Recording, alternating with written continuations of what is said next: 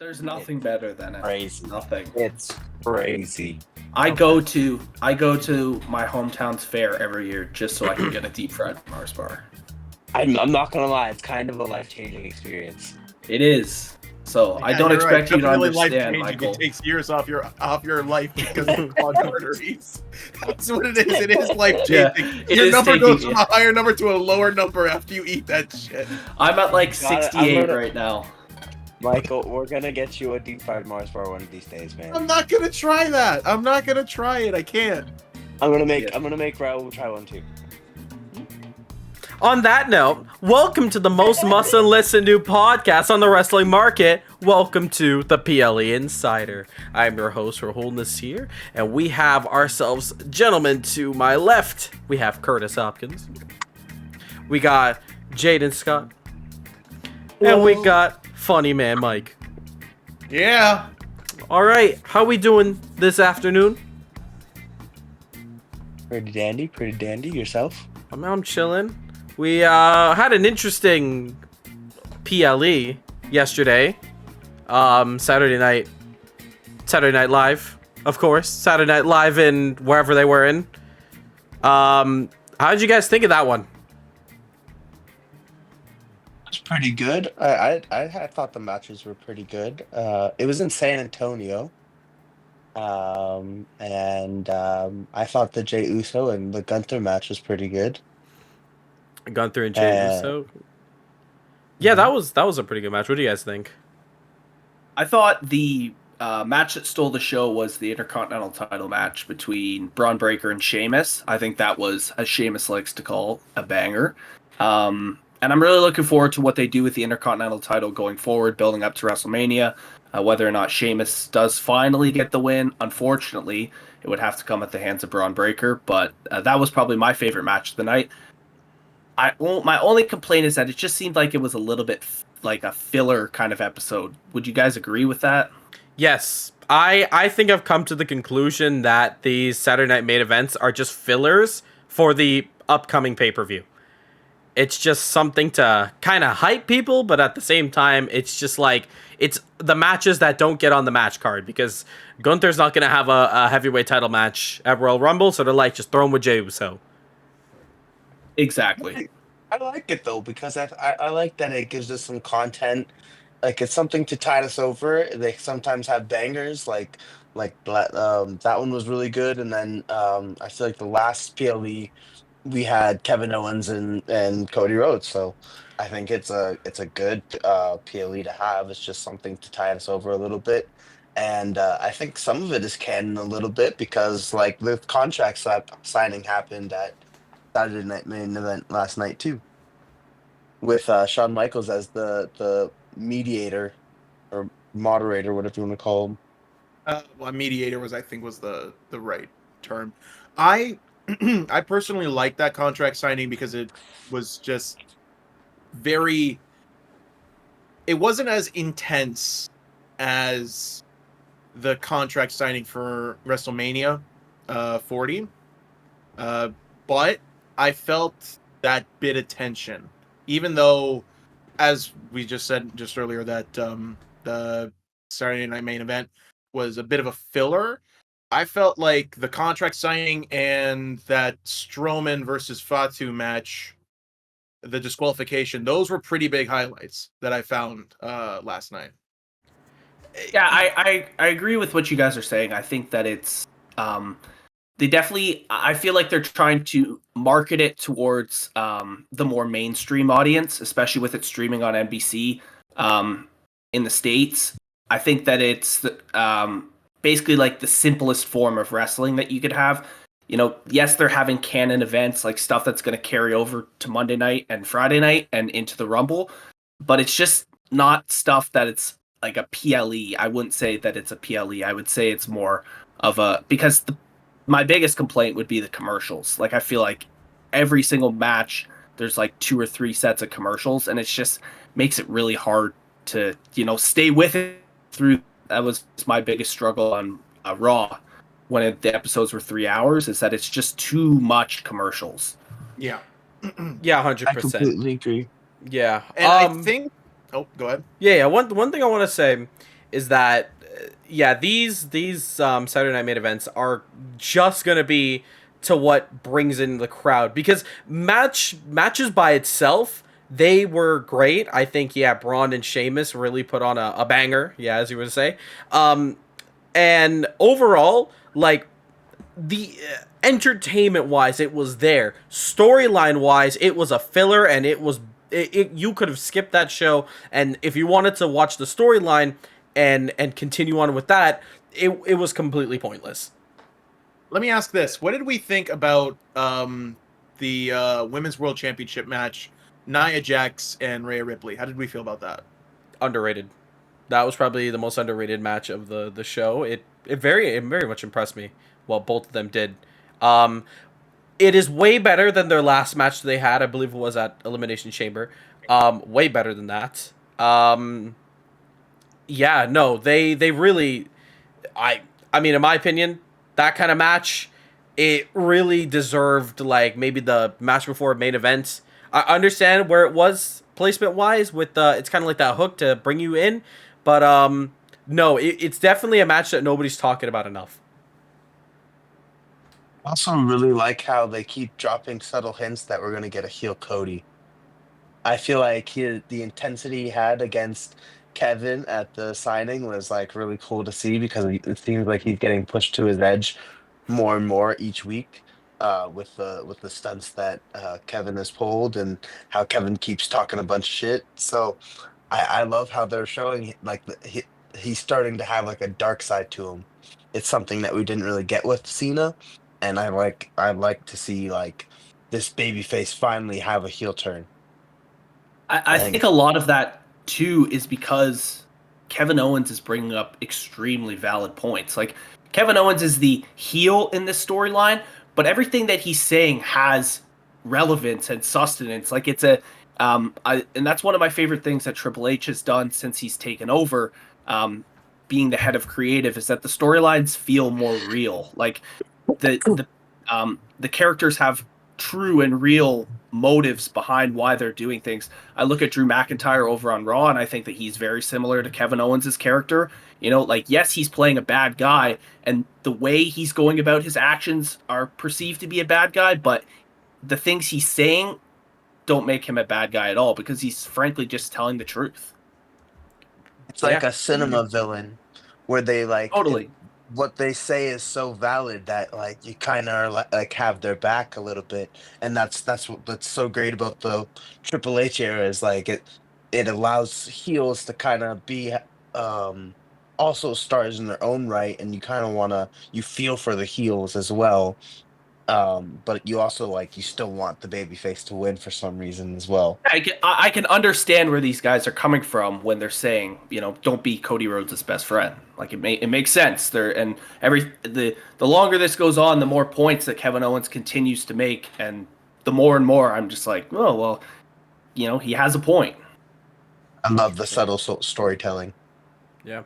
Well, we'll get to some fantasy booking after, because I already know just from that event alone, there's a lot that you could talk about going forward. But we have the big block in the way. It's the start to the road to WrestleMania 41. So, big pay-per-view, of course, one of the biggest pay-per-views of the year.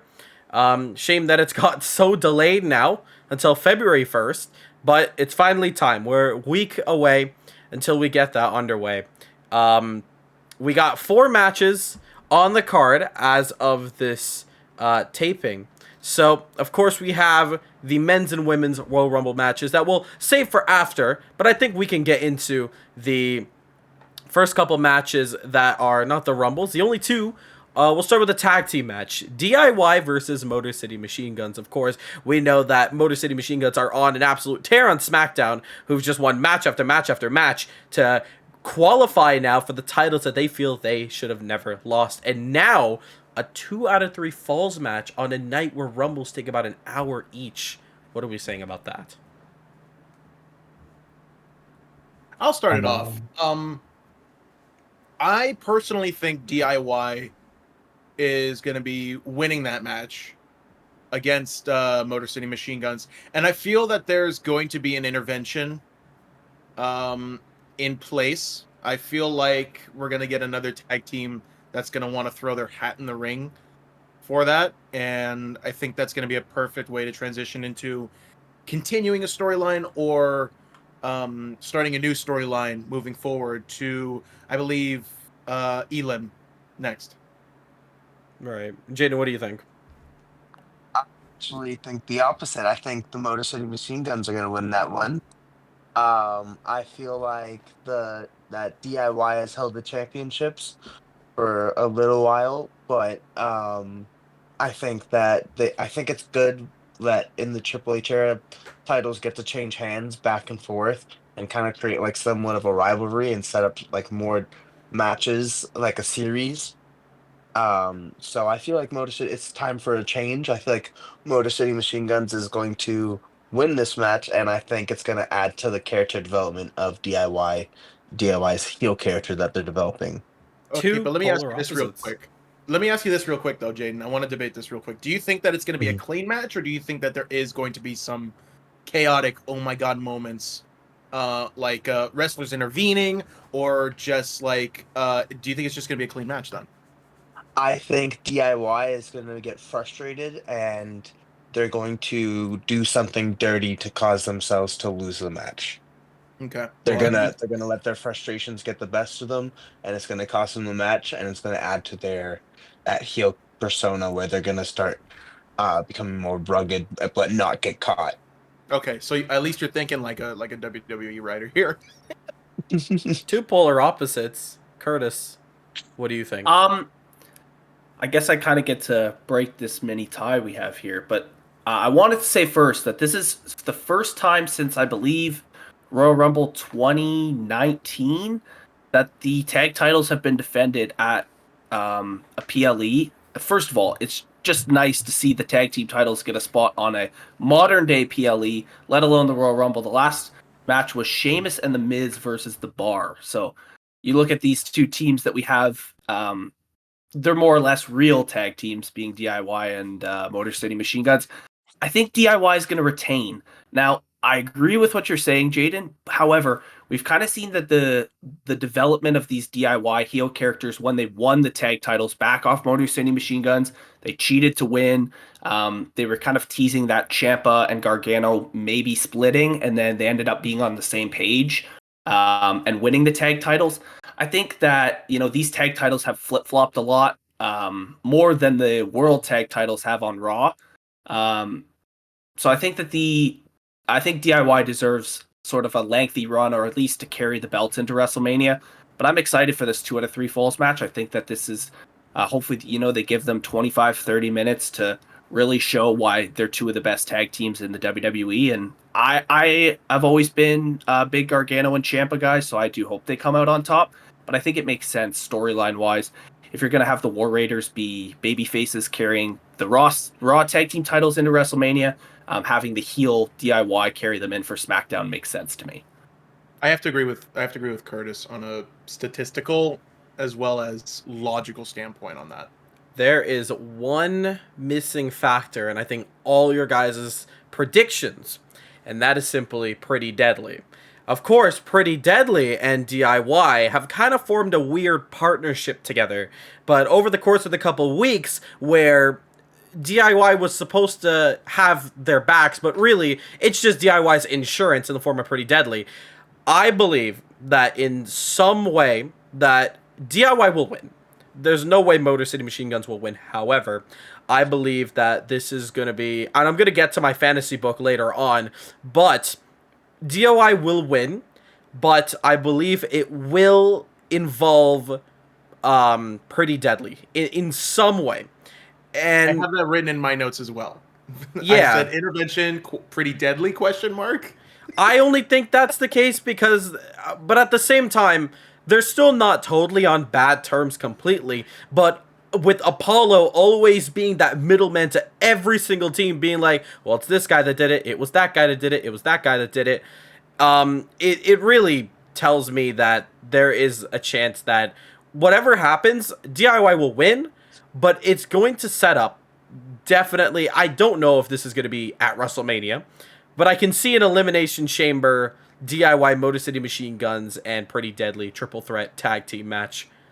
I can see that happening, but Royal Rumble wise, DIY is taking that. There's no way that Motor City Machine Guns are going to be taking the title, especially how if they've already held it for a while. We've already seen what they can do, and Triple H is all about long term, and obviously they had to get them off for a reason. DIY are of course Triple H's boys, they're NXT guys, so it was gonna happen, but I still think it's gonna come back, and eventually this whole storyline with the tag team division in SmackDown is going to change dramatically. But as of now, DIY is winning that match. Nonetheless, I feel like... Yeah, sorry, just one more point before we move on. I feel like, too, with the state of the SmackDown tag team divisions, could we see maybe a tag team chamber match? I mean, you mix in Angel and Berto. You've got the Street Profits, who I've been... behind for a long time. I think that they should be getting back into the tag team title hunt, and then you could throw another team in there that maybe moves over from Raw. I know that Austin Theory and Grayson Waller just got moved over to Raw in the transfer window, so maybe you could see like AOP come over to SmackDown or something like that. Maybe you could have the Judgment Day come over. Who knows? But I think you could even see that build. Maybe they're going to book a ladder match at WrestleMania, usually try and mix one of those in. I know they had the tag team ladder match last year, but the tag team division on SmackDown seems like they're building that to be kind of like a all these different sort of teams are throwing their names into the hats to challenge DIY. So I'm excited to see how the tag team scene moves forward towards WrestleMania as well. I like what you're talking about with ladders, because we do have a ladder match at the Rumble. Cody Rhodes against Kevin Owens for the Undisputed WWE Championship. That's currently vacated at the moment, so Mr. or Mrs. Vacay themselves has the title once again. Another two-time champion to add to that list. Cody Rhodes, Kevin Owens. That match can go anywhere and everywhere, but I have a feeling that the outcome is going to be something we all agree on. We'll start off with you, Jayden. What do you think? Cody Rhodes, man. I mean, it's. I love Kevin Owens. I love the intensity he's bringing, and like we said, he has valid arguments. And I would love to see him carry the title for a little bit, just kind of encapsulate his career, because I don't know how long Kevin Owens is going to keep wrestling for.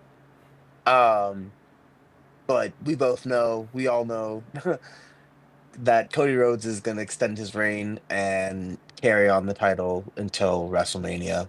It's almost a given. Michael, what's your prediction for it? If I had to think storyline wise, I would have to give it to Cody, and I feel like that would still continue a feud with Cody Rhodes, with Kevin Owens, because I feel like Kevin has had past lashing out moments where he's gotten so frustrated to the point where the feud has gone on a good while, and he's had a lot of those crash out moments, and that is what's made most of those storylines very entertaining. So I feel like if Cody Rhodes were to win that championship and just that match, there's still a lot to do with it, and I feel like if Kevin were to win it, then it would just flat out stop right there, and it's like, okay, what do we do now with you? Who are we going to give you now? And then it would just go into whoever wins the Royal Rumble, and I feel like that story wouldn't be as creative as what could potentially be done with Cody and Kevin still. So I agree. I think Cody's going to win it, and they're going to go the distance with this storyline.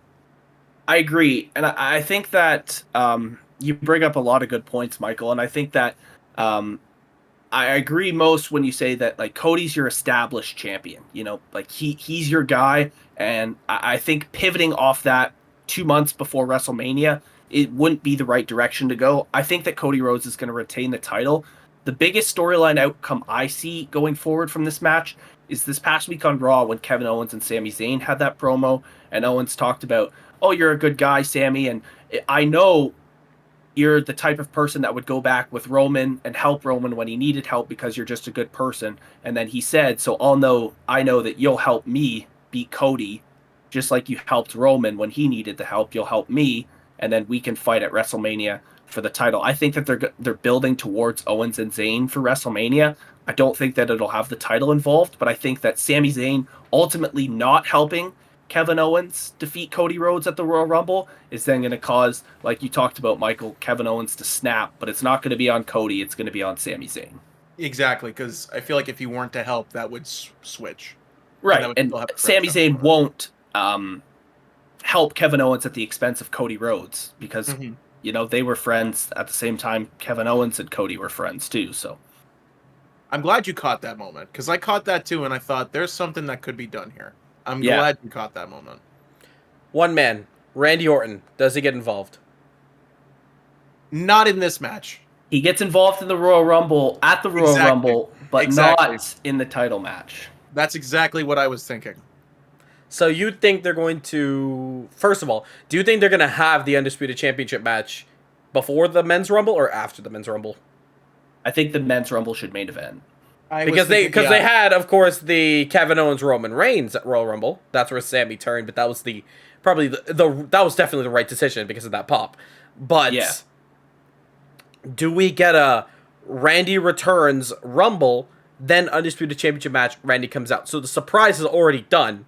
So it's not like if Randy does appear for that match, does he help in the ladder match?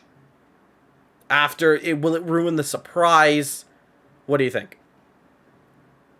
If you ask me, I feel like the Royal Rumble should still be the main event because it's the Royal Rumble. You don't do Elimination Chamber and then follow whatever championship match afterwards. People are there for that. It's a long anticipated event. You keep the audience staying to watch that. Right. So I feel like I don't think Randy Orton is gonna get involved in the match between Cody and Kevin, but he's going to make a return at Rumble, and if he were to win the Rumble, and if he didn't, he could still do a promo calling out Cody Rhodes. Yeah, okay. In terms of the match, it's going to be brutal.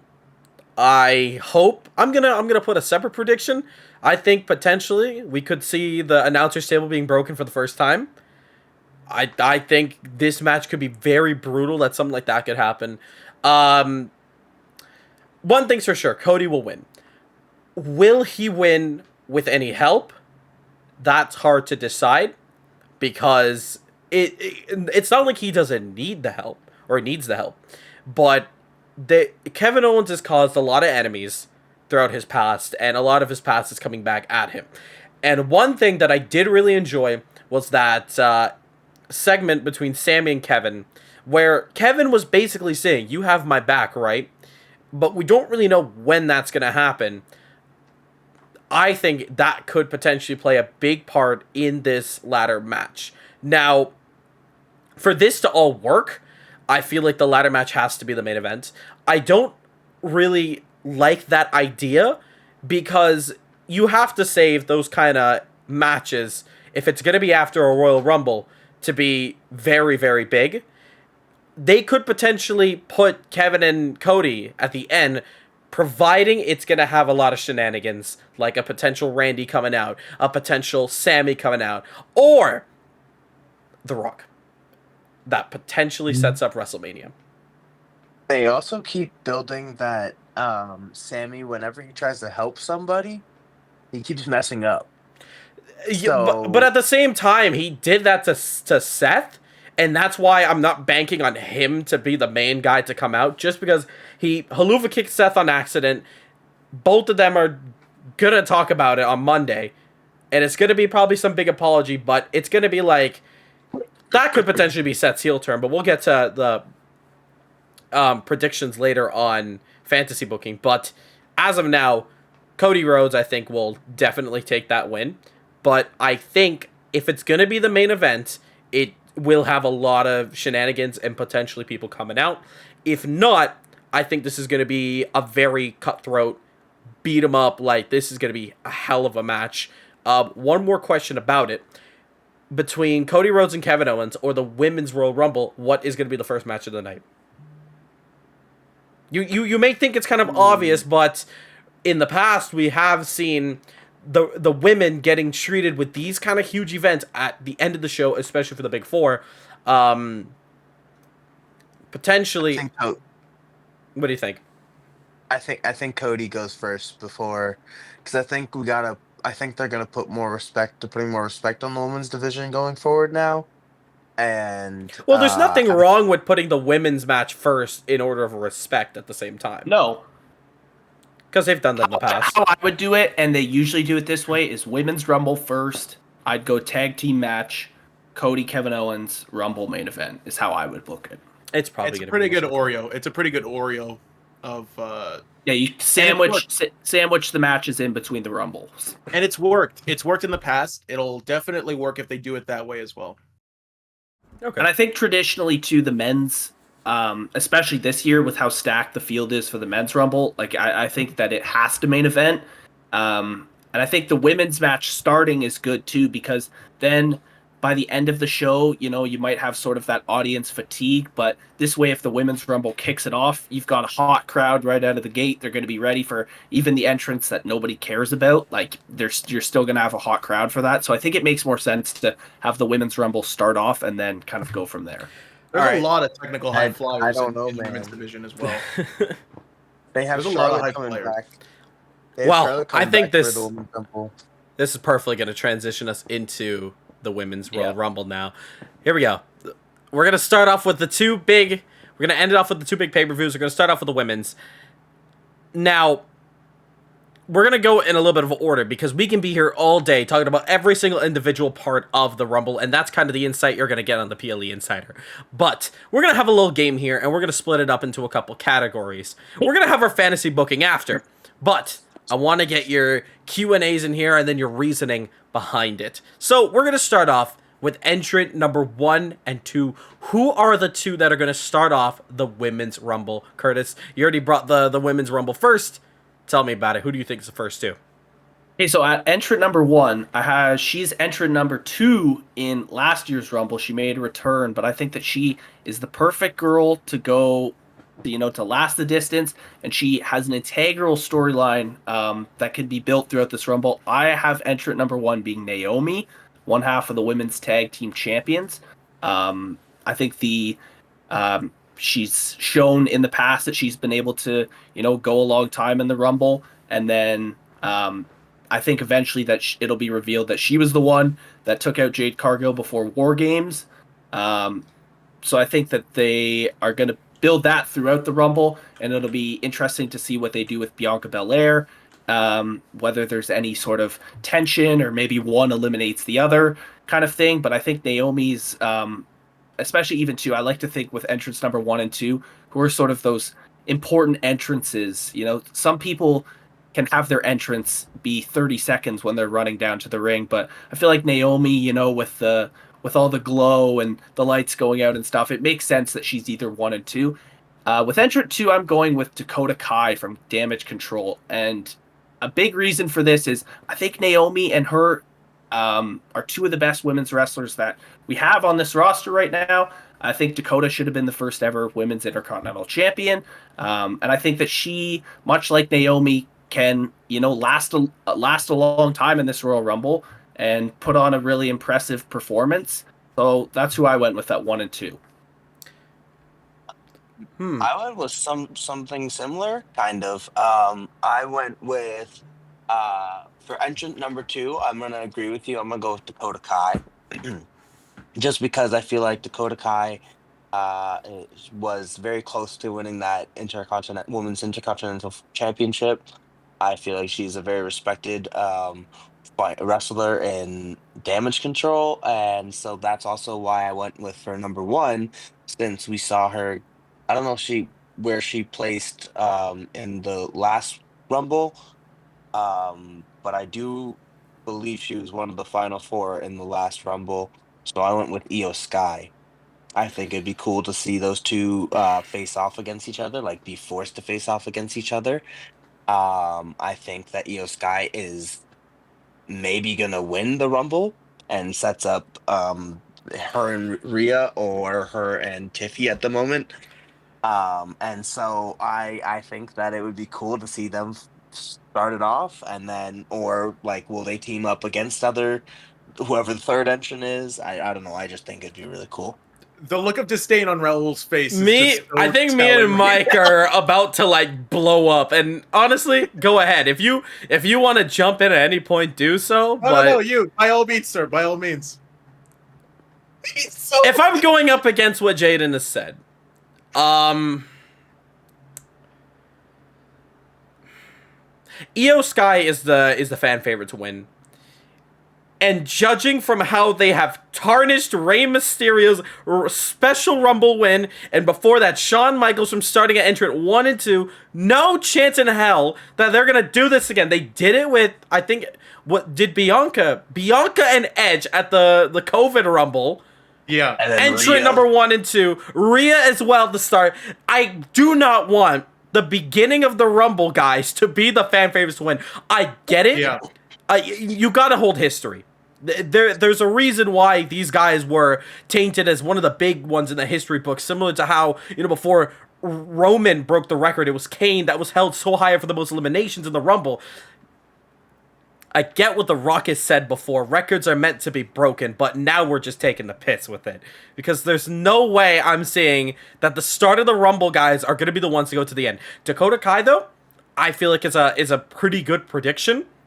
No doubt about it, but at the same time, of course, I'll argue with you a little bit. Naomi at the start. The only reason why I don't see Naomi yet is simply because she's already started last year. And this is kind of going behind my thought process of last year's Rumble, they started off with somebody who returned. If that's the case, they want to get a pop. That's the one I'm a little bit tricky on. Mike, what do you think? That is why I have written down as entrant number 1 and 2. And I thought of this from a pure writer and wanting to get the energy and attention high from the crowd. Minute 1, entrant number 1 being Liv Morgan, being as confident as she is, strolling down into the ring, and then she hops in and is ready to fight whoever comes out. Coming in at entrant 2, if they did a return last year, they're going to do one this year just to get the energy and the attention up, which is why Charlotte Flair is going to be entrant number 2. And we're going to get Liv Morgan's reaction going from super confident to not as confident. Because this is a veteran who has been in the ring. Family is in this bloodline of history in the WWE. She's not going to be confident. When you hear that song, that name, the crowd, it's going to get viewers, it's going to get spectators in the arena to pay attention and see how has Charlotte been doing from the time she's been gone to now. I can't help but think that that's exactly like 2013 when Dolph Ziggler starts it off. I think Dolph Ziggler and Liv Morgan, perfect, like in terms of their characters, like Liv Morgan kind of has that Dolph Ziggler sort of vibe, like uses the help outside to help cheat and win. You know what, Michael? I think that that's a great prediction, and I could very well see that be the case. I like that, and if I could change my pick, I would change it. It worked last year. It's going to work this year. It worked with Naomi. Why wouldn't it work with Charlotte? I think that's great. I think those two are very strong candidates. I think if Charlotte starts at 1 or 2, she's going to win the whole thing. I'm not going to deny that. They're going to show off that Charlotte is the Roman Reigns of the women's division. She's going to come back just like Roman did out of nowhere at SummerSlam. She's going to be the one person that's just going to bulldoze through, take out everyone as much as she can. She's going to win that Rumble if she starts off at the forefront. And if she doesn't, she's going to put up a fight. She's going to put up a fight. It's not just going to be. At least they could have that be the story. At least they could have that be the story. You know, it doesn't like if she were to come back at 20 and lose, it would make a lot less sense than if she came in at 2. Then she had to survive, an hour, and then if she got thrown out in the final 2 or 3, like it would still make her look very strong. I think she's definitely going to be competing probably with Tiffany Stratton at WrestleMania for the women's championship. At least I think that might be the direction they're going in. So Charlotte's definitely a contender. don't forget, we also had TNA wrestlers. We'll last get to year. those after. We're gonna get to them. Jayden, what do you I'm just think? saying we can't forget about some of them. There's even, I don't know if you guys want to. This is kind of fantasy booking. If you guys are talking about it, do we see the return? Oh, wait, no, not yet. Hold on. Yeah. We'll get to that in a second. I know We'll where get- you're going. I know where Yeah. you're going with that, Jay. Just let's hold up. In terms Rahul's of gonna ask start $1 million. 1 and 2, I think Liv Morgan, I think she came out of 30 at the last Rumble. Yes. Start her off first at this Rumble. Entrant number 2, I'm giving it to Asuka. I think Asuka's gonna have her grand entrance. My thought process behind it, which I'm gonna get it for the men's as well. The first entrance is gonna be the entrance that gets a big pop, because it's gonna get a big pop. Not just that, it's an entrance that they want to give it a wow for the audience to settle in. Take the beginning of this year, last year's Rumble. Sorry, Jay and Jimmy Uso. Huge encore. I think was the Yeets a thing back then. Yeah. It There's was a- Yeet That and was no like Yeet. that was like peak. Yeet, no Yeet, Yeet. no Exactly. Yeet. Exactly. They started it off at the beginning because they wanted the crowd to have that, get the energy going. That is why.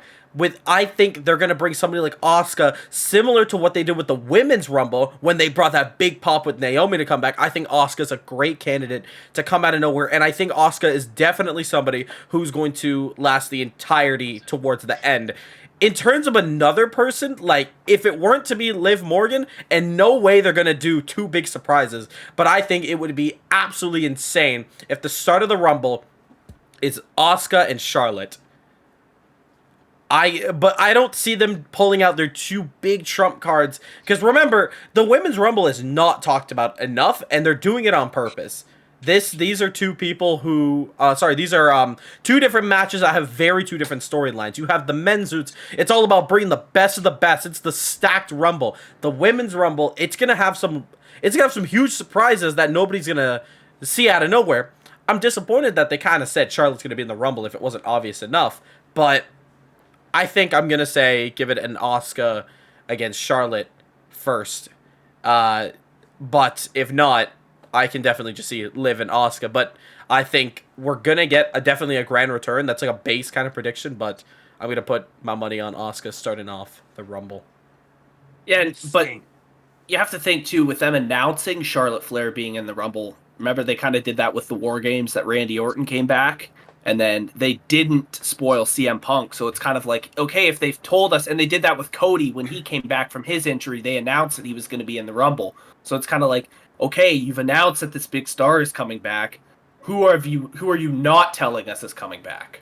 Well, Like, that's who actually is the exactly- surprise? that's And I the think joy of the Asuka Rumble. is one of those. Yeah, and I think that Asuka's a great prediction. I honestly like exactly the direction that both you guys have with the return being at 1 or 2. It makes sense. Yeah. I think Yeah, go on. I think that we might even get, like you said, because they announced Charlotte. I think they might be hiding Becky. Let's transition over to that. 3 surprises. Three surprises. It could be returns. It could be newcomers. And we're going to get through this one quick. Jayden, you already started off with Becky. Becky, AJ Lee, and Trish Stratus. Okay, all right. Yeah, that's understandable. Yeah. Michael, what do you got? I had Becky because that's the obvious choice.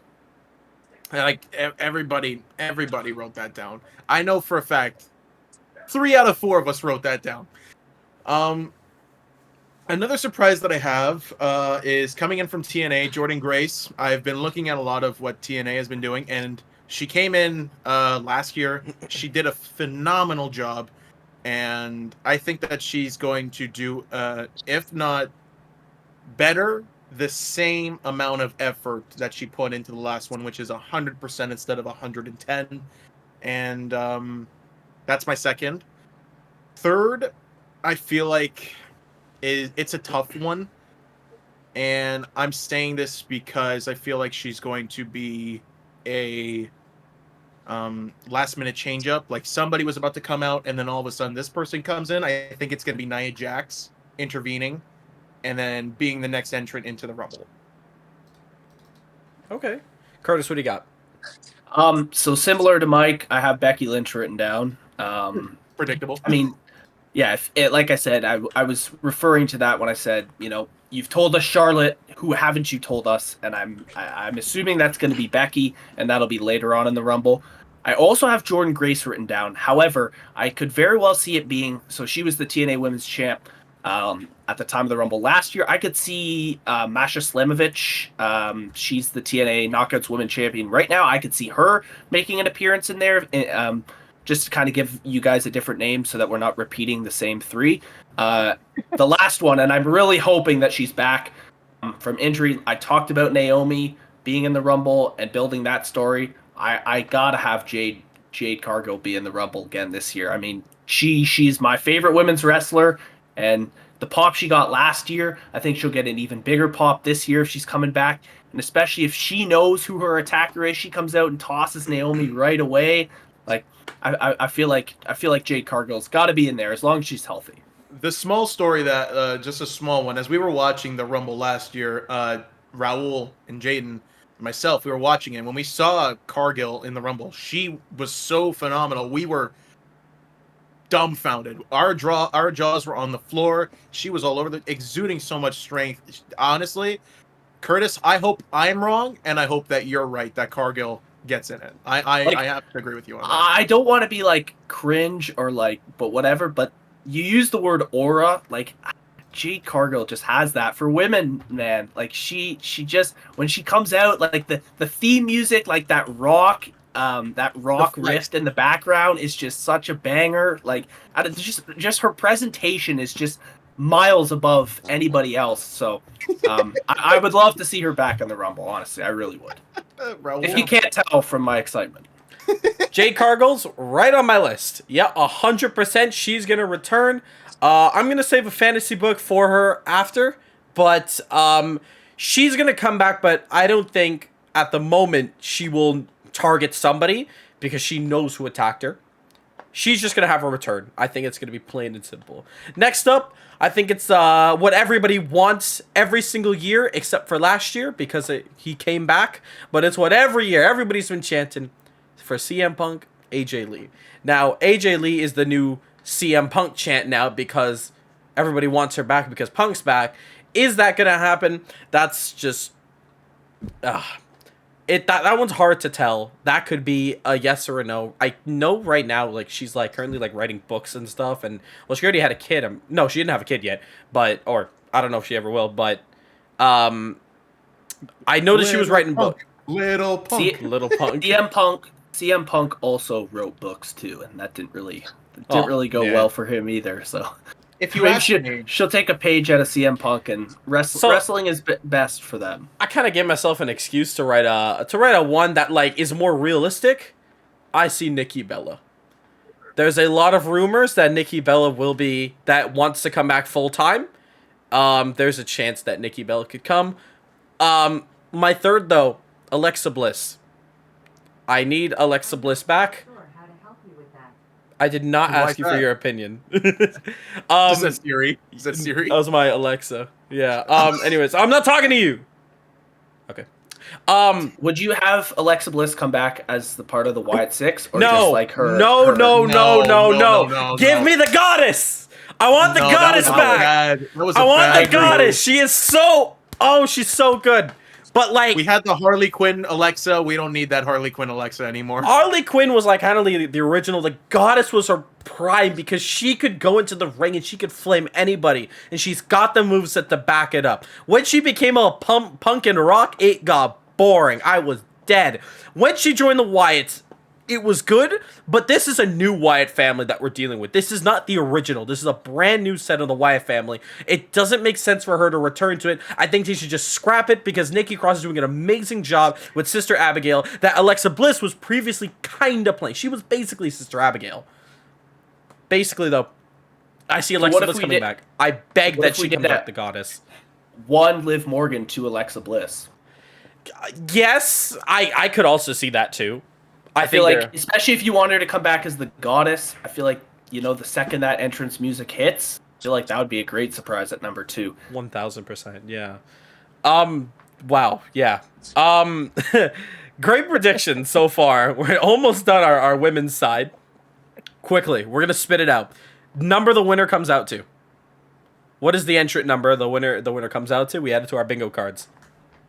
Number 11. Okay, we got 11. We got Jayden. What'd you say? 28. 28. Michael. I'm gonna say 17. 17. Okay, I'm gonna say 21. Just out the way, and now let's see who's right, or let's see who we get. We'll see what happens. Yeah. We're doing a Price is Right thing. Closest without going over. Yep. Do you guys ever play? Do you ever play Royal Rumbles in the old WWE video games, and you get eliminated, and you just pick like the next guy coming out? Yeah. That's like that feeling. Like I'm choosing number 11, but then if it's someone who sucks, I just get eliminated with them on purpose, just so I can pick the next person. Yeah. That's so true. That's so true. All right. Before we get to the winner, the final four. Who is the final four in the women's rumble facing off against each other? Michael, what do you got? I got. This was a tough one for me. I put Lynch, Nia Jax. It's so freaking tough because the last two I don't know. Cargill. And I'm pushing for Charlotte Flair to be in the final four. But that's a loose fourth. That's a loose fourth for me. Really? You don't have confidence that she's gonna make the final four? I think that there's so much that could be done storyline wise that I feel like giving the final four is a bit of a stretch and forcing it a little too much. But I think in the final 10 maybe I could see something. Who's next? Jayden, what do you got? For my final four, I've got Charlotte, Io Sky, Bianca, and Jade. Okay. Forgot about Io Sky. Why didn't I think about Io Sky? That's on me. That's my Curtis, fault. what do you got? I've got last year's Women's Royal Rumble winner, Bayley. I think she's going to have a great run again this year. I've got Charlotte Flair. I've got Io Sky. And I've got Bianca Belair. No faith in Lynch. No, I think she could come out at like 15, 16, and I think that she's like a fifth or sixth. Person out. Yeah. Okay. Yeah. Okay. At least like you said, it's very hard to get 4 narrowed down. Yeah. Right. Okay. Out of 30. Yeah. I'll get to myself in a moment. Let's talk about your winners out your final four. Michael, what do you have? If you could spit out a name, you don't got to say how it's going to happen, but if you could spit out a name out those four. Okay, Becky Lynch. Becky Lynch. Jayden, what are you going out your four to win the Rumble? Just say it. Io Sky. Yeah. Io Sky. Curtis, what are you going with? Settled on Bianca Belair. Bianca Belair. Okay. So I have a very interesting one that I think I need the approval of you guys to see if it's valid or not. Final four. I'm going to hop on the Becky train. I'm going to also hop on the Charlotte train. Io's a fan favorite. I'm going to say that. Fourth, and the one that I think is going to win the Rumble, Roxanne Perez. Get the hell out of here. Ooh. I think she's going to win. Now, she dropped the title. She's very dominant. I thought originally, if she was not going to come out for Bayley and I believe it was Tiffany Stratton, she could have easily interfered after what Bayley put the smackdown on her on NXT. Roxanne is going to be a surprise, a big surprise to win the Rumble. She's going to get very far, and I think she'll do it. Now, I get it. There's a lot of raised eyebrows, people's eyebrows kind of style. But at the same time, Roxanne is a modern-day Asuka. Her NXT run was amazing. Granted, she wasn't as powerful and not as undefeating like as Asuka was and how much of a final boss that she was. But Roxanne Perez is a very, very strong candidate. And after she's done with the title, she's going to hop over. She's going to 1,000% be in the Rumble. That is for sure. I think she'll make the final four. But I also think they're going to pull the trigger on her because she's a very, very, very hot superstar right now to put on the map. You come from NXT, you got to put them as they're hot. You don't let it cool off because they've done that with so much talent. They almost tried doing that to Carmelo Hayes, but giving him main event matches as soon as he came through with Cody Rhodes and I believe like Randy Orton, like LA Knight, they understand what to do with these guys. But with somebody as a breakout star like Roxanne Perez, I really feel like she's going to be the one to put the W and get a Rumble match win. Where does she go after that? I don't know. Maybe if Bayley will eventually win the title. Who knows? If for Mania, but Roxanne's my pick. You know what? With that reasoning, I can't dispute that. I honestly, I can't be mad about that or disagree with that. I don't disagree. My thinking for Roxanne was she'll be in the Rumble for sure. I think that... Do you think she's going to get a Jade Cargill treatment? I just wonder what champion do you think that she would choose to face at WrestleMania? Yeah, because they would have to like pretty much like not like 1000% not Rhea. Rhea. Those two are two big stars that you do not put together yet. You put her against Tiffany Stratton, which has had her time as Miss Money in the Bank. I'm gonna admit, cooled off a lot because the cash-in attempts over the months, terrible. Finally gets it done, got the big pop. It's up to her to see how the championship kind of run is gonna go with her, but she's got a lot of time until she gets to WrestleMania, which I feel like she's gonna hold it till then. I feel like there's no reason for her to lose, at least right now.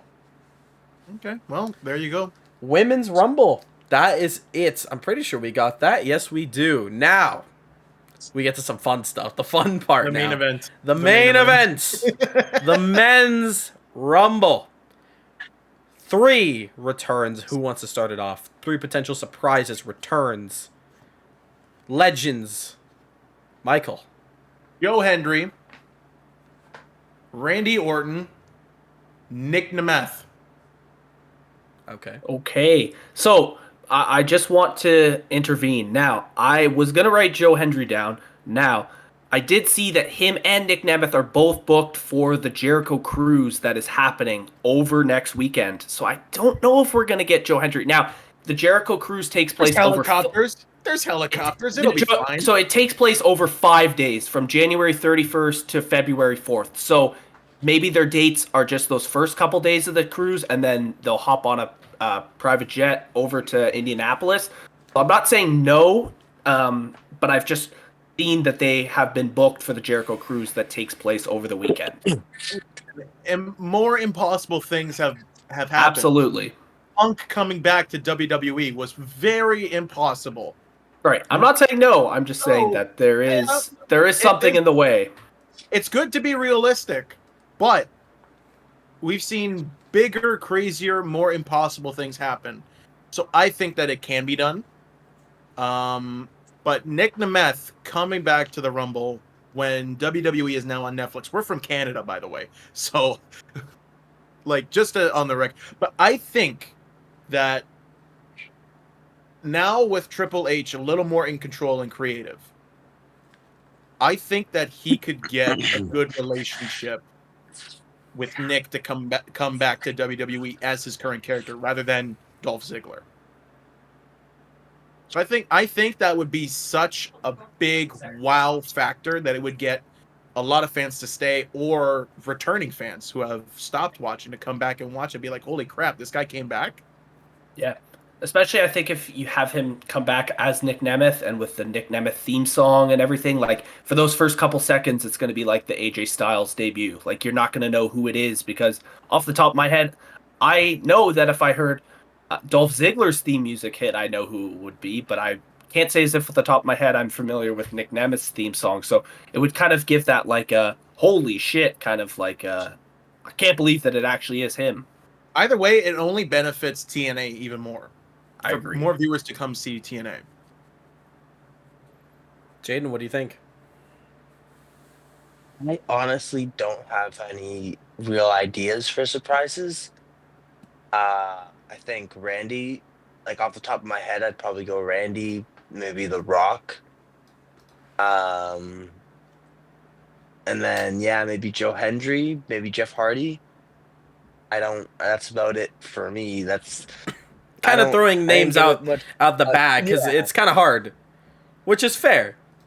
I Jeff totally Hardy, get I that. feel like I wrote Jeff Hardy down just because of the Joe Hendry and Nick Nemeth being booked for the Jericho Cruise. I think that he can keep the same theme song, that the Hardy Boys have always had. He uses that in TNA. I don't believe there's any copyright because they use it in AEW as well. So you can keep the same theme song, and he's just, I mean, I would kill to have Jeff Hardy back in the WWE. It's just, I think that would be awesome. So I wrote that down. I also have Randy Orton written down as well. I think that it's about time that he comes back. And the last one, I'm just throwing this out there. I have no idea. This is kind of like the same thing with the Jade Cargill. I have no idea if she's healthy enough or going to be ready to go in time. But I would love to see the phenomenal AJ Styles back in the Royal Rumble. I think that he would be a nice addition.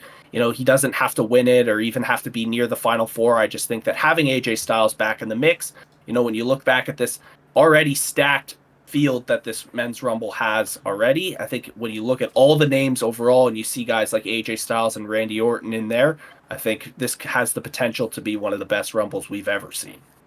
Yeah. okay. Yeah. 3 surprises. I'm one of my friends.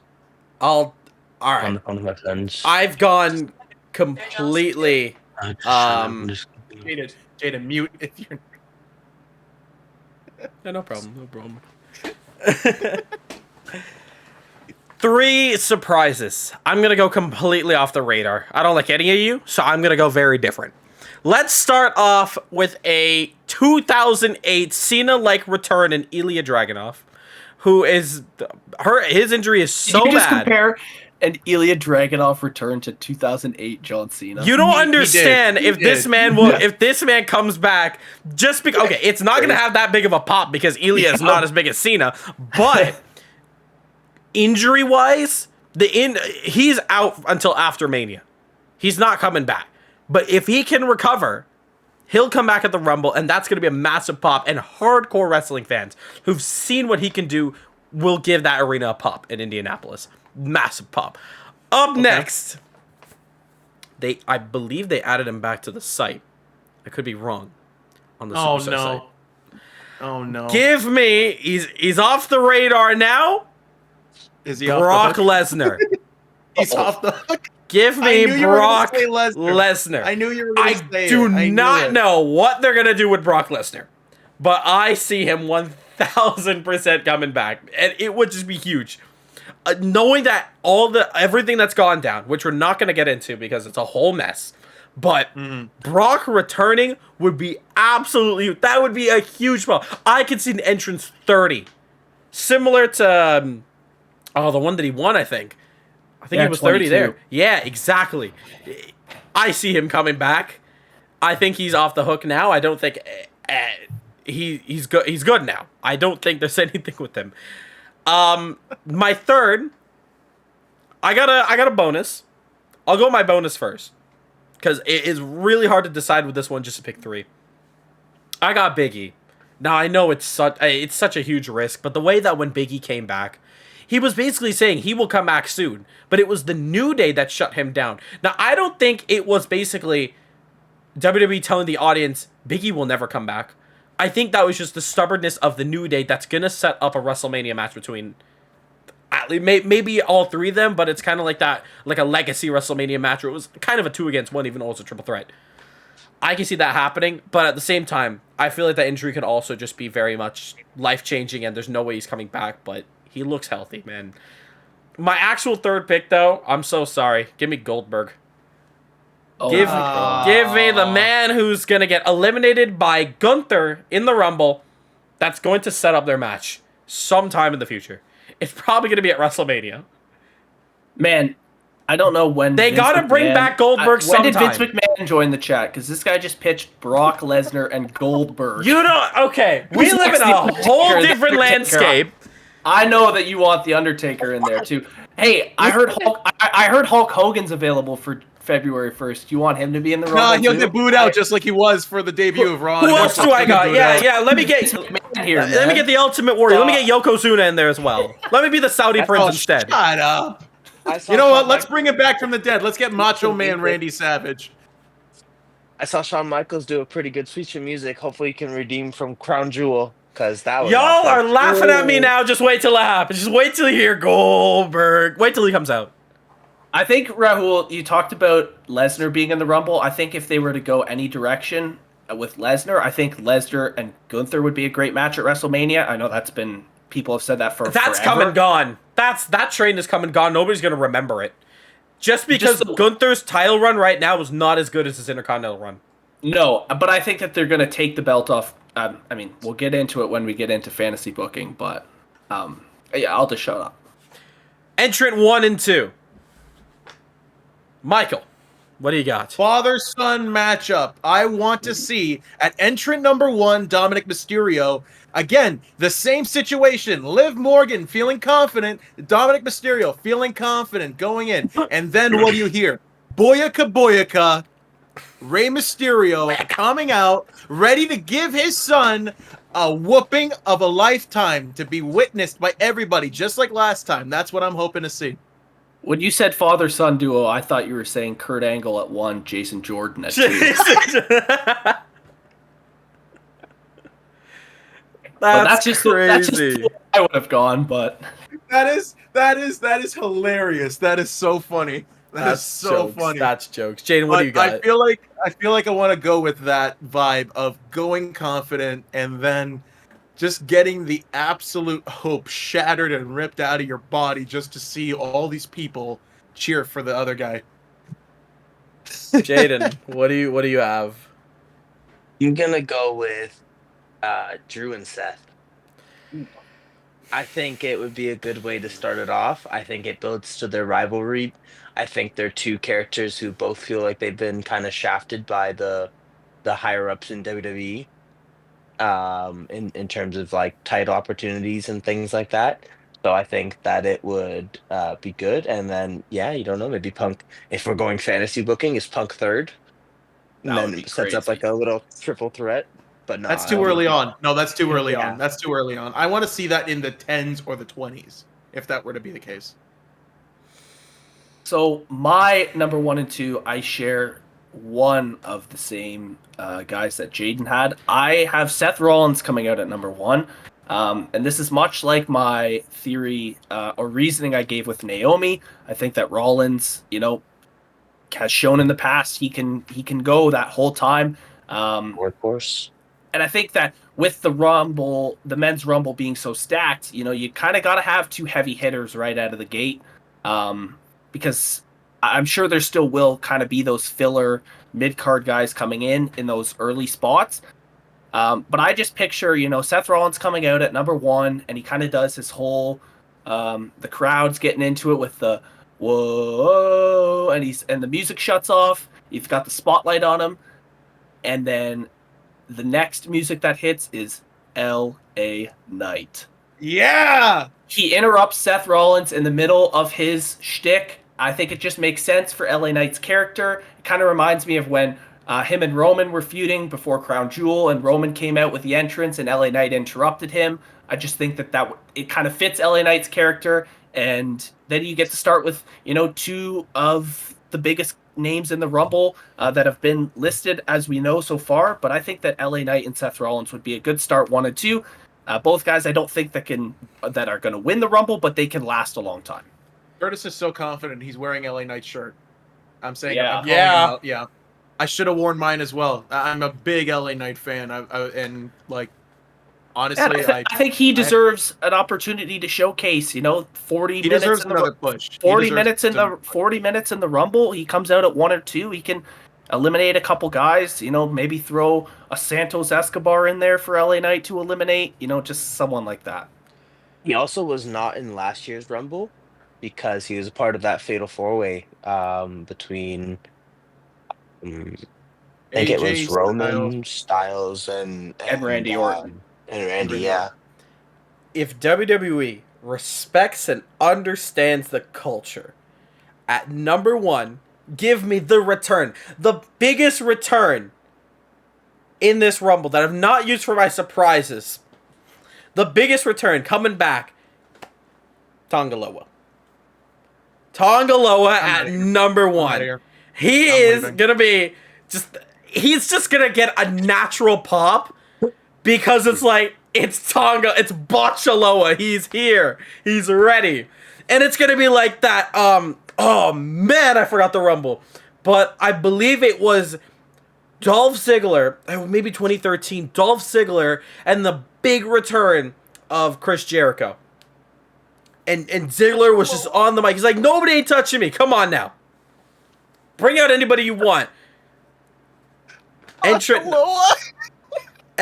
number 2. I have, because they have to give him his entrance. They cannot be just, they have to do it in grand, just like they did with Jey Uso. It's not an entrance that you just get to see, you get the pop, and then he's in the ring. You need to let it just be like, oh my god, he's here, Joe Hendry. Joe Hendry, number 2, is going to get that big pop where it's like, who's going to take down the almighty Tongaloa, sorry. And it's just perfect, because I believe that remember the first time that we saw Joe Hendry at a battle royal at NXT, he just got a jobber role because he just had so many people in there, so much talent, and well, just got thrown out of that. I think you give him a Tongaloa, well, there's a chance that they could make history. That's a WrestleMania main event right there. And I think what they should do is just not have anybody else come out, and then we just get Joe Hendry versus Tongaloa in the main event. That could be huge. Rumble. That would be. They get to go for like an hour and 15 minutes. Yeah. I love how the booking was. Who's gonna take down the almighty Tongaloa? Oh my god, it's Joe Hendry. Like what? I just got a text from Joe Hendry, and then his entrance, say his name. Oh my god. We got a couple Rahul, numbers that we gotta talk about. You're such a freaking Devil's advocate guy. Pick the number the winner's gonna come out of. 27. 27? 23. 23? 23. Okay, well, I think I'm gonna go. I want to go with 25. I'm gonna go with 8. I think we're still getting an early one, but I think it could be a guy like. Well, let's get to the winners though. Before I get to that point, final 4. Who wants to start it off? Give us your winner at the end. CM Punk, Randy Orton, John Cena, and this is stupid, but I feel like it's going to be the easy elim of the 4th, and it's going to be Logan Paul. I think he's going to be the easy elim of the 4, and he's going to get out first, and I think the winner is going to be Punk. So that way they can ride on the coattails of John Cena more and have him go into Elimination Chamber so he can win that. So I'm going Punk for winner of Rumble. I like it. I share 3 of the 4 that you do. Only difference is Logan Paul, for me, is Roman Reigns. So who's your 4 then total? Punk, Roman, Randy Orton, John Cena. Okay. And I have John Cena winning the Royal Rumble. Ha! All right. So we're going to fight later. Jayden, what do you have? Roman, Punk, Cena, Sami Zayn. And I have Punk winning the Rumble. And I'm throwing Sami Zayn in there because I don't know, I find he's not on my level was just a really strange comment to make out of blue, and I feel like Sami Zayn is a very like Rocky character. He's always been an underdog. So for him to make it to the final 4 is very fitting of his character as well. Okay. All right, Final Rahul, 4. So this begs the question, why is Tongaloa in your final 4? Unfortunately, he got out just 5th. to the last of the Rumble. He got so close, but unfortunately, he was eliminated by the man who is hunting down each Bloodline member, Drew McIntyre. Following that, I think everyone's got it. I got his shirt for our listeners. CM Punk. Yeah. I'm so sorry. Then we got ourselves Roman Reigns. I think it makes sense for Roman to come back. I think this is a huge Final Four. And then, of course, at the very end, we have the man has some history, especially with CM Punk. And we all know him very well. Give me Hulk Hogan. I'm kidding. Give me John Cena, of course. Out the four, I feel like maybe the 4 is going to be in the ring, and then potentially entrant number 31, it's going to be The Rock, the final boss. If not, though, give me... I'm going to be different. Give me Roman Reigns for winning the Rumble. The only reason why I'm saying that against Cena and Punk is because Roman is the only unpredictable character of who is going to be kind of going to Mania and what for. I don't know if it's going to burn everyone out with this one, but just like with Stone Cold and The Rock having a trilogy, I feel like Roman and Cody may have a WrestleMania trilogy. But going into this Mania, it's going to be completely different. It's not going to be like the last two. But I feel like we're going to get a Homelander kind of Cody going in for the future. But we'll get to the fantasy booking after. What do you guys think? I chose coming out of Punk that because I don't think, like Michael, I don't think they're going to have Cena win the Rumble so early. I think it was like a good teaser, but I think they really want him to be at Elimination Chamber. I think he's part of that card. So that's why I think Cena is going to be there to kind of help sell Elimination Chamber, and he'll probably win the Elimination Chamber. I don't think it's going to be Roman because Roman seems to somehow always find himself in the main event. So I don't think it matters if he wins Elimination Chamber or Royal Rumble. He's somehow going to be in the main event regardless because he's Roman Reigns. Fair. That's fair.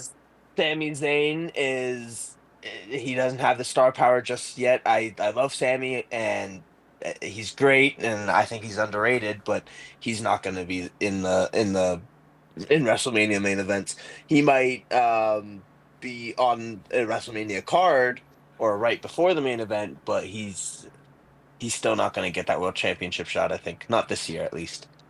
And that's why I think Punk is we still don't know if Punk is on his way out or not, because he always gives these weird promos where he's like kind of like, hey, I don't know how much longer I have. I just went through Hell in a Cell with Drew McIntyre and I almost died, so I don't know if I'm gonna come back. And then he'll give up another promo where he's like, oh, I can't see John Cena throwing me over, and I'll throw over Hogan's dusty ass and Hulkamania forever.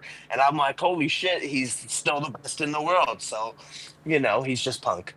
I think that they're gonna they're gonna give him his moment this year. Yeah. Well, now we get to the final segment here. This is where our gloves are off. This is where we all go to war. Arguments will go down here. We're all friends at the end of the day, but now it's time to get this Rumble underway, because now it's time for fantasy booking. And there's going to be people who are going to have opinions. You're going to have opinions at home. I know you probably want to know what we want, and you have an idea of what's going to happen in the future. But for us, this is the moment where all hell breaks loose. Ladies and gentlemen, it's all 4 of us against the creative team. We're going to decide what happens for the future. We'll put a limit at WrestleMania if we do get there, but let's try to aim for Elimination Chamber, and we're going to pick up there afterwards. So, without further ado, let the games begin.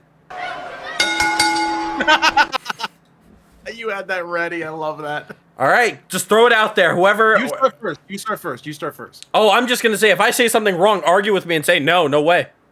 Okay. All right. I just want to kind of clarify: are we just doing this for the men's rumble, or Everything. Whatever you pop up out of your head, whatever the topic is, you just keep going. Okay. All right. Are you starting? Throw it in there. Whoever wants to start, go at it. We'll either work together with you, go against you. Well, Curtis, you said something really interesting last week that I would like to actually see that hasn't been done in forever.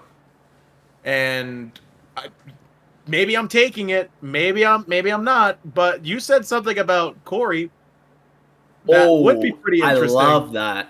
You said something really interesting that I feel like I'm either piggybacking off of or I'm just stealing. But Corey Graves being in the Rumble to get his sort of. Go ahead, take it. The way I had it was the Rumble's in Indianapolis where Pat McAfee played the majority or all of his NFL career. So it makes sense. Pat's going to be on commentary, and he needs to redeem himself after that god awful Rumble appearance last year, because that was pointless and waste of an entrance. So let's make Pat McAfee actually fight this year. And then we have Corey Graves, who was demoted to NXT and has voiced his displeasure on social media about not being happy being moved back to NXT. What if this is all just, what if this is some good storytelling and Corey Graves shows up, jumps out of the crowd with a mask on, and helps eliminate or cost Pat McAfee the Royal Rumble match, and it leads towards a announcer versus announcer match at WrestleMania, with Corey Graves rumored to being cleared for in-ring competition. Man, I think that McAfee versus Corey Graves would be an awesome match. Now, here's why I like that, is because there aren't many matches that do something like that. I mean, like, long ago, we've had announcers very involved in certain storylines. Like, looking at Cole, he was very involved in past storylines. So I feel like doing something like that is, in a sense, unique to this era, but very, like, every once in a while, something like this would happen in the timeline of the WWE. So I honestly love that idea, and I'm praising that. And moving forward, if that doesn't happen, clearly we need to apply to the creative team and do something like that, because that would just be fun to see. So you're saying both of them at WrestleMania build up here at Indianapolis? Yeah, the build-up starts with McAfee being in the Rumble and Corey Graves costing him however you want it to happen. All right. Honestly, no argument with that. The difference, Mike, you were talking about, like, Michael Cole and stuff. Like, the difference between that is, these aren't Michael Cole's fighting. Pat McAfee's shown that he's very capable of holding his own. And Corey Graves, obviously hasn't competed in 10 plus years, so the ring rust is probably going to be there a little bit. But I think as an undercard match for either night of WrestleMania, I think that would be a great match. I will go next, and I wanted to talk about Bayley and Roxanne Perez. Rahul talked about Roxanne winning the Rumble, and I'm not opposed to it. I just don't think that they pulled the trigger right away on Roxanne. I think that she enters the Women's Royal Rumble, and I think she gets eliminated by Bayley, and I think they do that classic, the rookie's eliminated by the vet, and then the rookie pulls the veteran out, so she grabs Bayley from behind and throws her out after she's already been eliminated. And I think that builds for a one-on-one match at WrestleMania between Bayley and Roxanne. I know, Rahul, you talked about how they had their opportunity to have Roxanne intervene in the Tiffany Stratton and Bayley match last week on SmackDown for the Women's World Title, or for the Women's, whatever it's called, the title that Tiffy has. But I just think that it's kind of, they're playing a little bit of the long game, just because there is still over 2 months till WrestleMania. 3 months, I guess, till WrestleMania. But I think that Bayley and Roxanne Perez make sense for WrestleMania. But I would be genuinely surprised if they pulled the trigger on Roxanne and had her win the Women's Royal Rumble. I'm not opposed to that. But my idea was having Roxanne kind of get revenge on Bayley for her being eliminated by Bayley in the Women's Rumble, and then you have Bayley and Roxanne fight at WrestleMania. Yeah, that's completely understandable. They have history with that segment on NXT. it's kind of hard to go with this just because that's the only thing we're going off of, and now we're just hoping that those two not only meet, but she eliminates her. But it's not that it's impossible. I can 100% see that happening. I'll go next, since we're all picking different kind of matches. We've got now. Let's go with. What do we got here? We got a lot to go down. I can make a lot of people mad. Whoops! You heard absolutely nothing. You heard a car crash in here. All right, let's make some people angry then, shall we? So, John Cena's not winning the Rumble. No chance in hell he's winning the Rumble. My first bit of proof is that he's advertised for Elimination Chamber. This is not going to be a story of John Cena getting he is not going Super Cena. I hate to break it. He's not going Super Cena, but that's not a bad thing. Cena gave us a hint of what his story is going to be about at the premiere show of Raw on Netflix. He doesn't see him getting the championship. His first priority is to just win a damn match. He's got a long while to wait for that. However, just a couple months in my opinion. He's not going to win the Rumble. I think with all the teasing that Punk is going to do, just for old time's sake, he's going to eliminate him. Punk will eliminate John Cena in the Rumble. It's going to be one of those. Crowd's going to boo, but the history that they have with each other, you can't really fault anybody for that. What does Cena do there? He's going to come on the next night of Raw. He's going to be like, oh, man, like, I lost. Like, oh, I don't know where to go from here.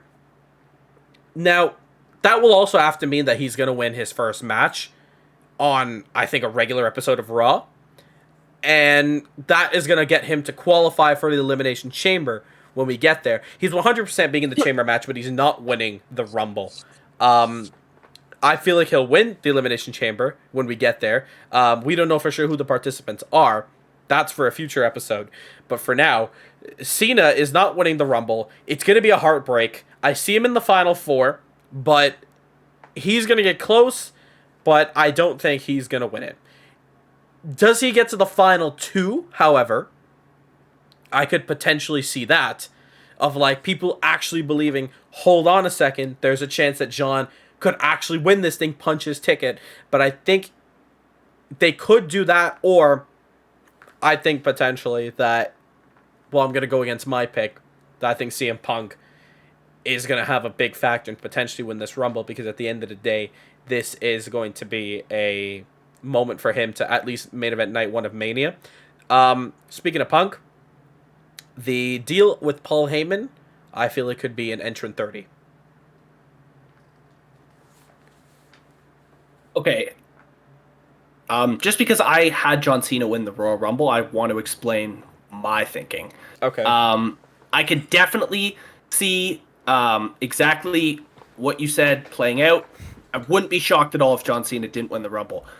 My thinking is, and the way I would book it, because this is completely fantasy booked, I would have John Cena win the Royal Rumble and challenge Cody Rhodes at WrestleMania, and I would tell the story. I would go back to that first promo of the debut of Raw on Netflix when Cena talked about, I've won a match in so long and whatever. The Royal Rumble is a different type of match. He doesn't need to pin or submit anybody to win. All he has to do is throw people over the top rope, which is something he can still do. My thinking with John Cena is he wins the Rumble, and he is advertised for the Elimination Chamber, but he's not advertised specifically to be in the Elimination Chamber match. Now, that would make the most logical sense, but he could still be competing in some capacity, whether he's defending his right to challenge for the main event of WrestleMania. You could have a guy like Gunther step in there who wasn't in the Rumble and challenge John Cena. However you want to have it. But I think John Cena will lose at WrestleMania to Cody Rhodes, and you can tell that story of, hey, I've had my opportunity now to get the 17th title, and I still couldn't do it. What's next for me? So I think that you could tell a year, or maybe not quite a year-long story of John Cena kind of overcoming adversity and how maybe he has 2 or 3 opportunities at the WWE Championship, and he still can't get it done. What is he going to have to be able to do in order to break Ric Flair's record? So I think he kind of started off on that, hey, I've won the Royal Rumble, I'm going to go right to WrestleMania and I'm going to win the title. And then he loses to Cody. And then it's like, okay, well, what do you do from there? That was my thinking with it. and kind of telling a layered story of John Cena throughout the year 2025. I think that he set that 2025 as sort of like, hey, this is when I'm retiring. So I think if you have one overarching story throughout that whole time of, hey, can John Cena really win the big one? I think that would be pretty interesting in my opinion. But I would be good with either way, as long as in the end he breaks Ric Flair's record. That's really all I care about. Jayden, but what do you guys think of what I just suggested? As I've said before, more impossible things have happened. So I can't really go back on my word and say like, no, that's not correct or anything.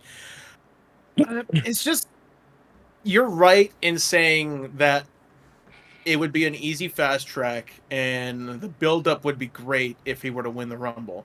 I just feel that in terms of other storylines, this kind of puts a bit of a hindrance on certain things. I just feel like that if he were to lose Rumble and then push hard to get to Elim and then get through that and make it into Mania, I just have a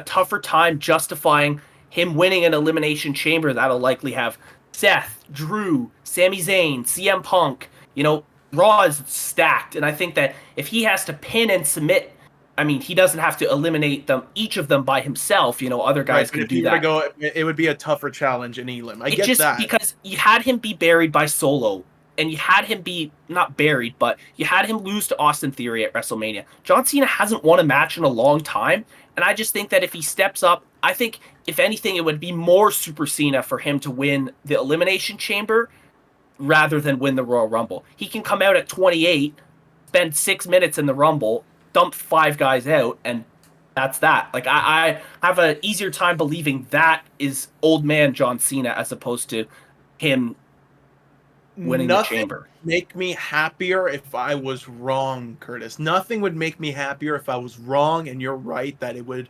make sense to have him win that logically, and just looking at the competition of Raw today, it just feels like it's a too easy given opportunity, given chance. I feel like an Elimination Chamber in Toronto, who are big John Cena fans, even though he's not from Toronto, obviously, just like, I just feel like that if they were giving him the treatment of, oh, is he going to lose? He's going to lose. People are freaking out. They want him to win. And then when he does win, that explosive reaction at Elimination Chamber in Toronto is going to be an earth-shattering thing. Obviously not as big as Taylor Swift when she came to Toronto, but still an earth-shattering, earth-quaking experience. I'm just saying. So essentially where we differentiate is you want to see John Cena's road to redemption, like overcoming adversity, happen before WrestleMania. I'm saying that it should happen after. That's pretty much where we differentiate. Yeah. He should overcome adversity no matter what. I'm just saying that we agree that he should win. It's just a differ on PLE. Exactly. Jayden, what do you think? What would your fantasy booking be? I don't really have much fantasy booking. I would like to see Cena get his 17th championship before the year ends. That's the only thing I'd like to see. All right. Fair enough. A lot of Cena talk. I'm gonna switch out from the actual Royal Rumble itself. Let's go to that ladder match. Heel Cody. Potentially, there's a chance where Cody's gonna do something that's very heel-like to win this match, and it's gonna make the crowd realize that Kevin was right all along about Cody's character, that he is a traitor. Mike, I see your finger up. I don't want you to forget your point. What do you think? I have to agree with you that, like, I feel like something is going to happen that would do that. I feel like it's going to be... I wouldn't think it's going to be as obvious as most WWE turns have been. I feel like it's going to be one of those ones where you're questioning it, and it's like, oh, was Kevin right? Or, like, was this just a mistake? And then there's going to be a promo afterwards that Cody's going to address it, and he's going to make himself look... Like, I feel like he's going to give himself that snap And then you're going to get a promo from Kevin afterwards going, I told you so. I told you this was going to happen like this. And when I told Sammy to help me, he didn't help me. And I feel like it's just going to be that big, like, we're going to get 2 heels for the price of 1 match at that point. There's somebody who's already gone through a storyline like that, and we could take notes off of it because I feel like that's what WWE is doing. That is the Drew McIntyre, how he's like, I told you, do not trust Punk. Just a very he's the psychotic Scottish Warrior. There's a reason for that. A lot of his theories that he said, he was never wrong about a lot of the things that he said about certain people, and Kevin is right about a lot of things because it does not add up. And that's another thing that I'll get to with somebody else. But with Cody and Kevin, it makes sense for Cody to win. There's no reason why Kevin should win. Kevin's a great superstar, but at the moment right now, it's not his time just yet. Because I feel like Cody needs to turn into like this mix of Kevin Owens, Drew McIntyre, where he can be a heel. We've seen heel sides of him. Even though he's the big baby face, this is what they did with John Cena, and they banked on John Cena, but the only reason why it worked on Cena to always make him a baby face is because he was the face, and he was larger than life, acting in movies, music, he was everywhere. John Cena was the face of the WWE. He had that storyline of him being in the military too, and like, you know, exactly. Good guys. He is literally, he's the modern day Hulk Hogan of, yesteryear. But when you get to Cody Rhodes, a heel carried WWE for 4 years in Roman Reigns in the Bloodline storyline that could potentially get a 2K showcase in this year's 2K game. That was huge. And WWE are not afraid to make their top star a heel. With that being said, they cannot just make Cody a full-on heel because it makes no sense why he would. He's fighting Kevin for the sole purpose of him hurting Randy. What's not to say that Cody just does something very heelish like, and I'm not too sure where he can go with this, but I'm basically trying to find a way to get Cody to become the bad guy coming out of Rumble. Even though he may win, it may be a cheap way that he won. Because Saturday night main events, December. How did Cody beat Kevin? He used a chair. Why did he use a chair? Why did he land a crossroads on the chair? That was done on purpose. That is such a heel-like move, but because Cody is such a babyface, it makes no sense. I think Cody's going to do something that's very heel-like and could potentially get him in a lot of heat. He may not get the best of cheers, but I think that's going to eventually set him up to be the man that will face whoever wins at the Elimination Chamber, being John Cena. Setting up Cody versus Cena, a torch-passing kind of match, but at the same time, it's still going to be that moment where Cena's going to get the 17 title. Switching over just back to Cena there, a lot of predictions at the past and a lot of rumors were Gunther versus Cena. It makes sense. It's the big bad guy against him. I think you can give that to Punk instead. I think that Cody against... You could also do Cody and Punk, but that doesn't really make sense at the moment. They've faced off last year's Rumble. I don't think they're going to look at that back again. And plus, Cody's got a lot of different directions to go, especially with The Rock. We don't know where The Rock is going unless, we see him at the Rumble, which, unfortunately, I doubt it. If he comes out, I feel like he's just going to be doing that to set up himself and Roman. And I honestly, that could be a throw-in prediction right there if Rock comes in for the sole purpose just to cost Roman the Rumble, and Rock just leaves. And he does not care about the Rumble, and he's out of there, leaving the rest to duke it out. But I don't think that Cody... I think that Cody's going to have Cena for Mania, and it's going to be a heel kind of Cody against an ultimate Super Cena. Not bad points. I think if they do a heel Cody, I think they're going to do it like how AEW, and they're going to do him like a corporate Cody. And I think they're also going to... I think the main drive of that storyline is he's stepping out of the American Dream shadow, and he's going to prove... He's going to solidify the American Nightmare character. He is a nightmare. A nightmare is not a good thing. Exactly, and that's what I'm saying. I think he's gonna play into that, and that he's not a nice person, and that he's gonna dye his hair back to black, or yeah, he's gonna dye his hair back to Or black just or whatever. let his hair go back to black. Yeah. Well, I don't know because they say He's gonna rock the frosted tips. That'd be crazy. But yeah, I think he'll Hey, have either like way, would he be invited to the cookout? No. No, he would lose it. He would lose the No, card. if he turns heel, it's all over for him. I Yeah. think he's gonna be like it's gonna be like a dark-haired version of Homelander, if he does Yeah, it. he's Like, gonna be he'll just- Homelander. He'll rock the suit, but he'll be more corporate and like by the book. But he'll also be like a cheap way. Like he'll use the system to his advantage. Stranger things have happened. Yeah. It should be good. I hope they really take this character to the next level with the heel because I feel like they've been dropping seeds of him being a heel and him letting his aggression take over throughout the year. Like even when he had the match against Roman when he won the title, you could tell he's more agitated this year than he was the years before because everybody was making things so personal. And so he did finish the story, but at what cost? Kind of, I feel like is where we go from now. The other thing with Cody too is that, I mean, maybe this is a WWE fault, but they've really built up the wrong story of giving Rock the face-off Raw after Mania just now for the reaction to every match that Cody goes through to be a filler until you get to WrestleMania. But now that The Rock may not even be at Mania, I don't think he'll challenge for the title, and I think they're just going to have to drop the bomb on Roman and Rock.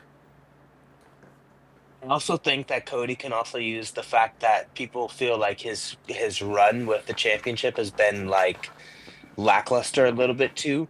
Like some Yeah, people are like he hasn't proved why he deserves to be a good champion and champion for a while. So I think he could also use that in his heel persona. Like I am a champion and this is why I'm a champion, but each time he wins, it could be a dirty way.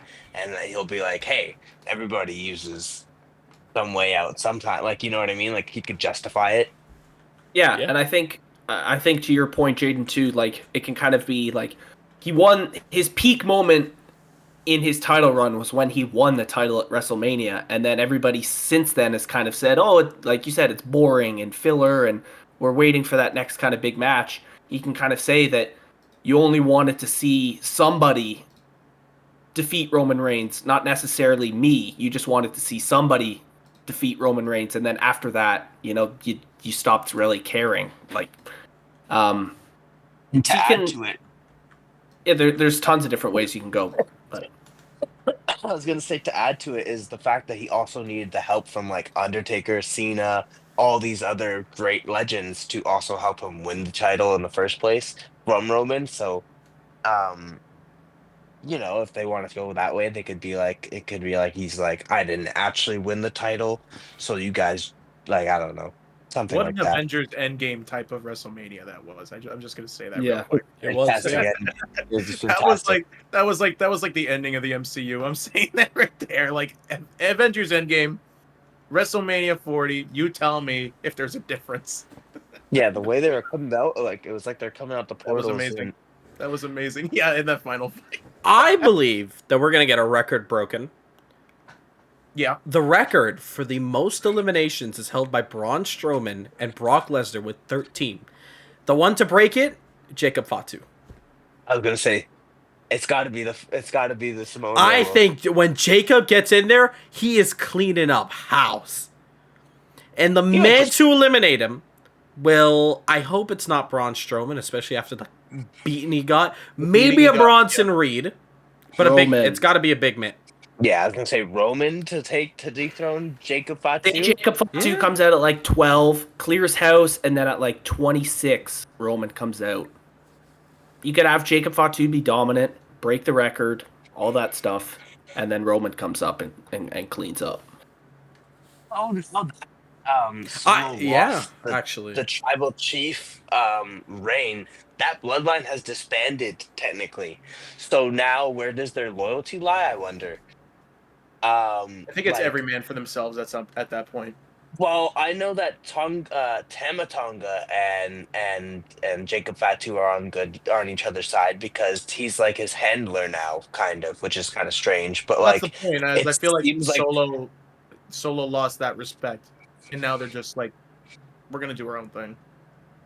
but I'm wondering if that will have an effect in the Rumble. Like, does Jacob Fatu now bow down to? Because they in their whole thing was winning and losing has uh a meaning to it. So I'm like, now that he's lost the actual official tribal chief war, does Jacob Fatu now bow down to Roman, or now does he challenge Roman for the Ulafala? The Ufala. Fair. One last one. I just want to talk about my pick for the women's rumble. I picked Bianca Belair to win the women's rumble. Mhm. Now I purely chose Bianca Belair based off of what I would want to see, who I would want to see Rhea Ripley face at WrestleMania. And I think that they haven't explored a Rhea and Bianca feud, but I think that I would also have eventually somewhere down the line, whether it's a chamber match or however, if she just straight up beats Bianca, I think that you should insert Io Sky and make it a triple threat match. Simply just because I'm looking for a women's WrestleMania match that can be a real banger. And if you have Rhea Ripley, Bianca Belair, and Io Sky in a triple threat match for the women's world title, I mean, Fan come on. favorites. Fan Yeah, favorites. I think that then you can explore the storyline side with Tiffy and Charlotte Flair on SmackDown and just kind of have the three best women on Raw kind of fighting it out to be the top champion. You know what? I'm really not angry with that. When you're really boiling it down to a simple storyline thing, honestly, I can't be mad. Because I just think that they've had Rhea be in a storyline with Liv Morgan for so long, and that I just think that it kind of dragged Rhea Ripley's character through the mud a little bit. Like, she's still so over, and I think that she deserves to be the champion now, but I think we just need something fresh and a reset on Rhea Ripley as women's champion, and having her just put on really good wrestling matches as opposed to focusing on all the backstage drama and stuff, like with her and Dom and her and Liv and Dom, and then adding Raquel in there. It's just got to be so much. I think if you just, like Michael, you said, boil it down, keep it simple, and just have a really good WrestleMania wrestling match between her, Bianca, and Io, who are arguably three of the best workers in that women's division. Plus, it's think been I since also- SummerSlam. It's been since SummerSlam, that whole feud between Rhea and Liv. Right. I feel like at that point, now it's time to just like let that. Yeah, keep it simple. You don't need something big and intricate anymore. Just have Rhea have some good matches. I think that WrestleMania triple threat would also be similar to like the handing down of the generations of women wrestling. Like, I don't remember what what WrestleMania they did it at, but it was like a Sasha Banks, Charlotte, and a Bianca triple threat. Maybe it was. I think it was. Becky at WrestleMania Becky, yeah. 32. Yeah. Yeah, so there's that type of one, and that was a big moment for women's wrestling. So I feel like that would also have the opportunity to be big, because I feel like Bianca and Rhea and Io are both a big part of this new generation of women's wrestlers. So Yeah, and I think like they all came from NXT when Triple H was in charge of NXT, and now he's doing the main roster. Like, I think he was in charge of NXT when it was Charlotte, Sasha, and Becky, and like you said, those three women are kind of like that new group. And then, like you said, in a few years down the line, we could see that with like Roxanne and Julia and Stephanie Vaquer. So, yeah, I think they should keep the storyline for the women's division over like a Charlotte and Tiffy, and then have just some good wrestling over on Raw. Because with all the big main event stars on Raw, like Punk and Cena, we've been talking about those storylines for the last 20 minutes. Right, so those are already in, plus Roman too, like, and whatever's going on with Paul Heyman. So you already have a lot of storylines set up coming into WrestleMania. I think just keeping it simple on the women's side can allow you to get more bang for your buck, because you might not be expecting it if the build isn't as good, but the match will be a banger for sure. Well, on that Plus, note, there's a lot of eyes on the division there now. So at that point, you really gotta start like 100%, yeah. But that's all the time we have. I'm gonna give everybody one last little random comment, random prediction that's going to happen at the pay-per-view, no longer than 5 seconds it should take. Just at the top of your head, Jayden, one prediction for the Rumble. AJ Styles comes back. All right, Curtis, what do you have? I hope, Rahul, you weren't going to say, but I liked your idea of Jacob Fatu breaking the elimination record. I think that would be sweet. Sweet, yeah. Michael, what do you have? Lesnar coming back will create a lot of controversy. Yeah, and I got Hornswoggle coming back. But that's all the time we have. Thank you so much for listening. DX Hornswoggle, who knows? Thank you for listening to the first episode of many. And hopefully you can listen to us very soon. You can catch us on YouTube, Spotify, Instagram, potentially TikTok. We're still working on things for now, but we got the first episode done and dusted, and we thank you so much for listening to this one. And we'll see you for the next episode of the PLE Insider. I'm Rahul Nasir, signing out. This was Jayden Scott. Yo. Curtis Hopkins. And Michael Carnevale. Goodbye. No noise. Okay. See you later. What? Can you not hear me? Yeah, we can hear you now. Yeah. Okay. Oh, he's disappeared. He's out of here. Wow, he actually peaced out. Left. See you later.